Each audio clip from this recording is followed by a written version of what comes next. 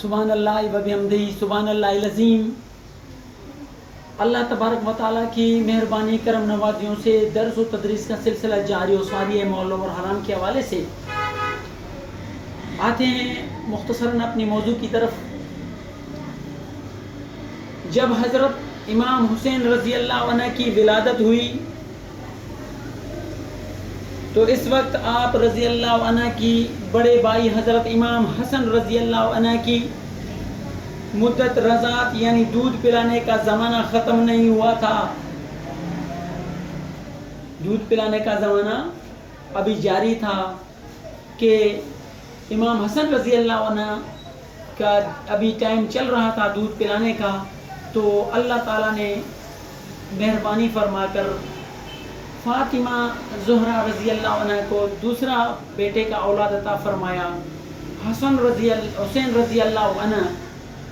تو جب حسین رضی اللہ عنہ پیدا ہوئے، اس لیے حضور نبی کریم صلی اللہ علیہ وسلم نے اپنی چاچی ام الفضل رضی اللہ عنہ سے فرمایا کہ حضرت حسین رضی اللہ عنہ کو دودھ پلایا کرو۔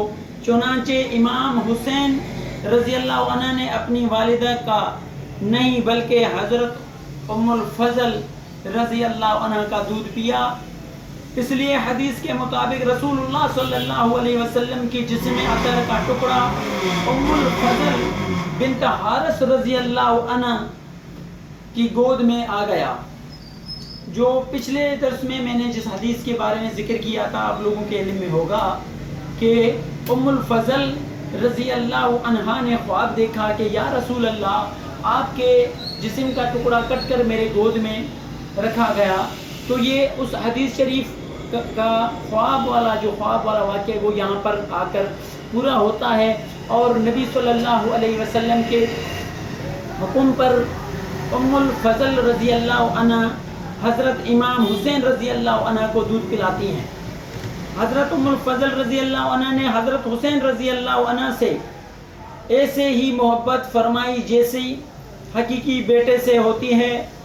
آپ رضی اللہ عنہ نے حضرت سیدنا امام حسین رضی اللہ عنہ کی پرورش میں نہایت والہانہ محبت فرما کر آپ رضی اللہ عنہ کے لیے اپنے تمام آرام کو قربان کر دیا، جیسے کہ ایک حقیقی ماں کرتی ہے۔ میرے پیارے دوستو، اللہ تبارک و تعالی ہم سب کو صحیح معنوں میں دین اسلام پر عمل کرنے کی توفیق عطا فرمائے۔ اللہ تبارک و تعالی سے دعا ہے کہ ہمیں قرآن مجید پڑھ کر اور سمجھنے کی توفیق عطا فرمائے، اور اللہ تبارک و تعالی سے دعا ہے کہ ہمیں اہل بیت سے محبت عطا فرمائے اور صحابہ کرام سے محبت عطا فرمائے۔ اور صحابہ کرام نے جس طرح زندگی گزارا، اہل بیت نے جس طرح زندگی گزارا، یعنی سنت نبی صلی اللہ علیہ وسلم کے مطابق اللہ تعالی ہم سب کو زندگی گزارنے کی توفیق عطا فرمائے۔